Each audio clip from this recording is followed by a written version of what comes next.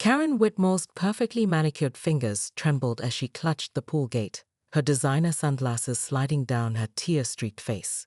"Please, just 5 minutes," she whispered to Officer Martinez, the HOA enforcement officer who had once cowered at her very presence. "My daughter? She learned to swim in this pool." The irony wasn't lost on anyone watching from their balconies. Karen Whitmore, the woman who had banned children from using pool floaties because they were aesthetically displeasing, who had personally timed residents' swimming sessions with a stopwatch, who had issued 43 violations in the past month alone, was now begging for mercy from the very system she had weaponized. 3 hours earlier, Karen had stormed into the emergency HOA board meeting, her usual armor of authority intact. She'd expected to railroad through her latest proposal, mandatory pool reservations with a $50 deposit. Instead, she'd found herself facing a unanimous vote of no confidence. "Karen," board president Helen Morrison had said, her voice steady but cold, "we're removing you from your position, effective immediately. Your HOA privileges are suspended pending investigation into your conduct." The words had hit Karen like a physical blow.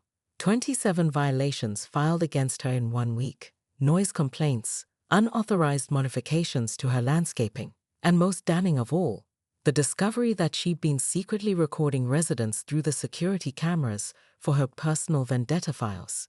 "You can't do this to me," Karen had sputtered, but the security badges and master keys were already being collected from her trembling hands. "I am this community. I sacrificed everything for Palmetto Springs."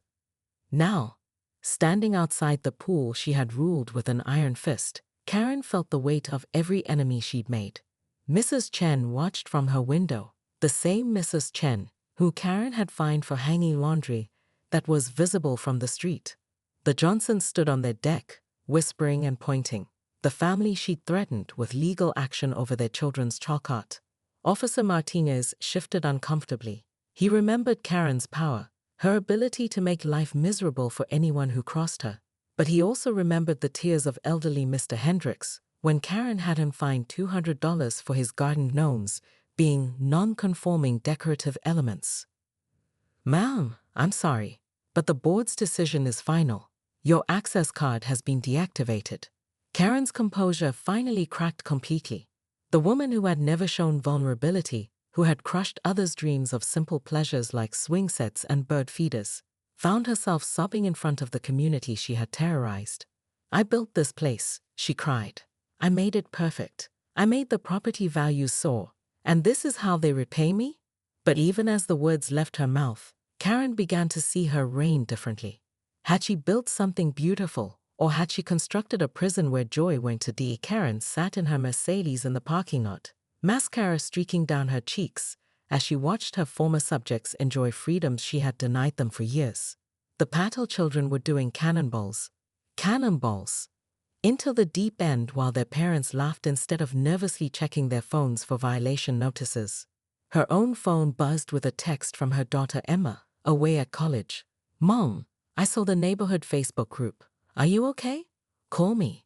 The neighborhood Facebook group. Karen's stomach lurched as she opened the app with shaking fingers. The post had already garnered 847 comments and 1,200 reactions, mostly laughing emojis and hearts. "Breaking.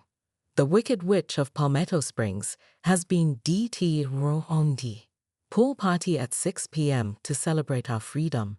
Bring floaties, bring your kids, bring your joy. Hashtag Karen's gone, hashtag free at last." The comments were brutal. Years of suppressed frustration poured out in a digital avalanche. "Finally, my 8-year-old can learn to swim without that woman timing him with a stopwatch. Remember when she tried to ban birthday parties because they were excessive noise events? She made my elderly mother take down her wind chimes. Wind sea tag Hyamese."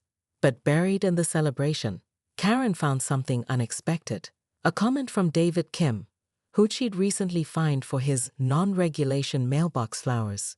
"Look, I'm glad she's gone. But let's not forget she did get the potholes fixed and dealt with that drug house on Oak Street. She wasn't all bad." 3 people had liked his comment. 3 people out of 847 comments had found something decent to say about her 20-year reign. Karen's phone rang. Emma's picture filled the screen. Graduation day. Both of them smiling. Before the HOA presidency consumed her life. Before she'd become someone even her own daughter barely recognized. "Mom? I've been reading these posts. What happened to you?" Karen's voice caught. "I was trying to make everything perfect, Em. For everyone. For us." 3 weeks later, Karen stood at her kitchen window watching the chaos she had once prevented.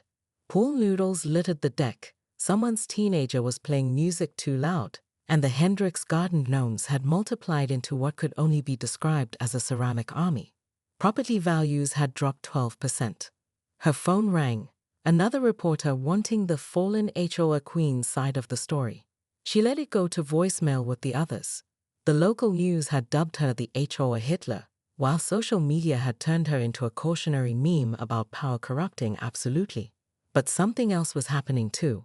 Karen had started walking the neighborhood every morning, really seeing it for the first time in years. She noticed things she'd missed while hunting for violations. Mrs. Chen's beautiful herb garden that scented the whole block, the way the Johnson kids had created hopscotch courses that brought neighbors together, the evening conversations that happened naturally when people weren't afraid of being reported. Yesterday, little Maya Patel had knocked on her door selling Girl Scout cookies. Instead of lecturing about unauthorized solicitation, Karen had bought 6 boxes and invited Maya's mother Priya for coffee. "I owe you an apology," Karen had said, her voice rusty from disuse. "I fined you for your daughter's bicycle being parked improperly in your own driveway." Priya had studied her with guarded eyes. "You cost us $300 in fines last month alone." "I know. I'm sorry. I thought I was protecting everyone's investment, but I was just protecting my own fear." Fear of what? Karen had stared into her coffee cup. Of not mattering, of not being needed, of being ordinary. The conversation had ended awkwardly, but it was a start. Now, watching the evening pool crowd, Karen made a decision that would have horrified her former self. She put on her swimsuit, the one buried in her drawer for 5 years, and walked to the gate. Officer Martinez was there, clipboard ready. Old habits. "Mrs. Whitmore, you can't." "I know," Karen said quietly, "but I'm not here to swim. I'm here to talk to Helen Morrison. I have a proposition."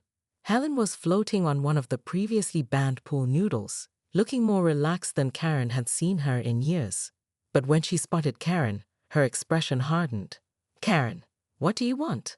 "I want to make amends," Karen said, surprised by the steadiness of her own voice. "I want to propose a new position, community relations coordinator, part-time, focused on bringing people together instead of driving them apart. Why would we trust you with anything after what you did?" Karen looked around at the faces staring at her, some curious, others hostile, a few showing unexpected sympathy. "Because I know every rule, every regulation, every legal loophole in our charter, and I know how to change them. I want to rewrite our covenants to protect what actually matters. Community, safety, and yes, joy." Helen floated closer, intrigued despite herself. "What's the catch?" "No catch. But I have one condition. If the board considers this, if anyone's willing to give me a chance to repair the damage I've done." Karen's voice cracked slightly. "I want to start by taking down every violation I filed in the past year, every fine, every penalty. Clean slate for everyone." The pool fell silent except for the gentle lapping of water. Helen Morrison looked at the woman who had been her adversary for 2 decades, seeing something new in her eyes, something that looked almost like hope mixed with genuine remorse.